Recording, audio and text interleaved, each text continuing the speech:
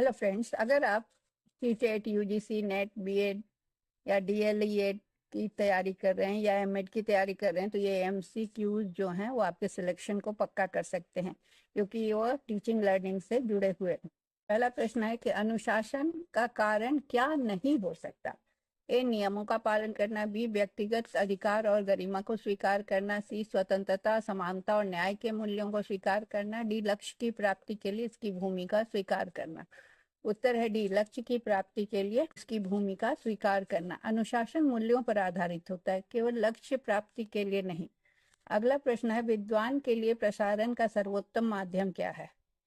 शिक्षक, मीडिया, संचार या उत्कृष्ट वार्तालाप। उत्तर है संचार। ज्ञान का सबसे प्रभावी माध्यम संचार है, कम्युनिकेशन है। अगला प्रश्न है, यदि छात्र गलत उत्तर देता है तो उचित व्यवहार क्या होगा। ए, डांटना। बी, प्रश्न को पुनः संरचित करना। सी, संकेत देकर प्रश्न को पुनः संरचित करना। डी, सही उत्तर बता देना। उत्तर है सी, उत्तर के पहले संकेत देकर प्रश्न को पुनः संरचित करना। संकेत देने से छात्र स्वयं सही उत्तर तक पहुंचता है, प्रॉम्प्ट देने से बच्चे पहुंच जाते हैं। तीसरा प्रश्न है, एक शिक्षक को प्रभावी क्या बनाता है। ए, सहायक सामग्री का उपयोग। बी, छात्रों को पढ़ने के लिए प्रेरित करना। सी, उदाहरण देना और प्रश्न पूछना। डी, उत्तर बताना। उत्तर है सी, उदाहरण देना और प्रश्न पूछना। इंटरैक्टिव शिक्षण सबसे प्रभावी होता है और उदाहरण, जीवन से जुड़े उदाहरण देने से बच्चे उसको जल्दी समझते हैं। अगला प्रश्न है, विज्ञान सीखने के लिए कौन सी विधि उपयुक्त है, उपयुक्त नहीं है। ए, अवलोकन विधि। बी, प्रयोग विधि। सी, निष्कर्ष विधि। डी, सुनने की विधि। उत्तर है डी, सुनने की विधि। विज्ञान में व्यवहारिकता जरूरी है, केवल सुनना पर्याप्त नहीं होता, उसको प्रैक्टिकल से करके देखने से ज्यादा समझ में आता है। पांचवा प्रश्न है, ओपन बुक प्रणाली के बारे में सही कथन क्या है। ए, अधिक पुस्तकें चाहिए। बी, अधिक प्रश्न बनाने होंगे। सी, छात्रों की भागीदारी आवश्यक होगी। डी, विशेष परीक्षक चाहिए। उत्तर है सी, छात्रों की भागीदारी आवश्यक होगी। इसमें समझ और भागीदारी अधिक महत्वपूर्ण होती है, क्योंकि ओपन बुक में किताब से लिखना होता है तो किताब को पहले जानना होता है, समझना होता है। तो छात्र अगर किताब को पढ़ेंगे, जानेंगे, तभी उस ओपन बुक का एग्जाम वो सही तरीके से दे पाएंगे। अगला प्रश्न है, यदि छात्रों को पाठ समझ में नहीं आया तो क्या करना चाहिए। ए, पूर्व ज्ञान को जांचना चाहिए। बी, फिर से पढ़ाना चाहिए। सी, उदाहरण देकर फिर से पढ़ाना चाहिए। और डी, भविष्य के लिए छोड़ देना चाहिए। उत्तर है उदाहरण देकर फिर से पढ़ाना चाहिए। उदाहरण से समझ बेहतर होती है और जीवन से जुड़े उदाहरण हो तो और भी आसान हो जाता है। अगला प्रश्न है, पेडागॉजी क्या कहलाता है। ए, शिक्षण विज्ञान। बी, सीखने की कला। सी, शिक्षण की कला और विज्ञान दोनों। डी, संचार विज्ञान। उत्तर है सी, शिक्षण की कला और विज्ञान दोनों।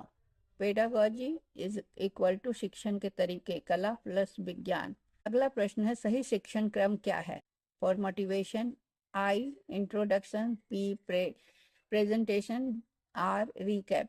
तो इसका शॉर्ट में दिया हुआ है option A, MIPR। B, PMIR। C, PMRI। D, MPRI। उत्तर है डी, MPRI सही प्रवाह है। मोटिवेशन, फिर प्रेजेंटेशन, रिकैप, देन। अगला प्रश्न है, CCE continuous and comprehensive evaluation में क्या शामिल नहीं है। ए, लचीली योजना। बी, शिक्षकों को व्यस्त रखना। सी, शिक्षण पहलुओं का निर्धारण। डी, पोर्टफोलियो मूल्यांकन। उत्तर है बी, जो कि बतलाता है कि शिक्षकों को व्यस्त रखना। CCE का उद्देश्य छात्र का विकास है, शिक्षकों को व्यस्त रखना नहीं। अगला प्रश्न है, विद्यालय में समुदाय की भागीदारी क्यों आवश्यक है। ए, शिक्षक की निगरानी। बी, वातावरण सुधार। सी, अतिरिक्त संसाधन। डी, मानव संसाधन का विकास। उत्तर है डी, मानव संसाधन का विकास। शिक्षा का उद्देश्य है समग्र विकास। अगला प्रश्न है, निम्न में से कौन वैकल्पिक विद्यालय का अर्थ नहीं है। ए, चरवाहा विद्यालय। बी, गैर विद्यालयी शिक्षा। सी, पड़ोस आधारित शिक्षा। डी, निर्माण स्थल विद्यालय। उत्तर है डी, निर्माण स्थल विद्यालय या औपचारिक वैकल्पिक शिक्षा में नहीं आता। अगला प्रश्न है, एक श्रेष्ठ शिक्षक कौन होता है। ए, जो छात्रों को प्रेरित करता है। बी, सहायता करता है। सी, अच्छे अंक दिलाता है। डी, अनुशासन बनाए रखता है। उत्तर है जो छात्रों को प्रेरित करता है। प्रेरणा देना ही श्रेष्ठ शिक्षक की पहचान है। अगला प्रश्न है, समय सारणी बनाते समय क्या महत्वपूर्ण है?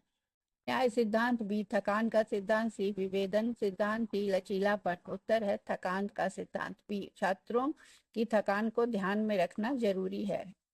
अगला प्रश्न है, सहयोग मूल्य विकसित करने का सर्वोत्तम तरीका क्या है?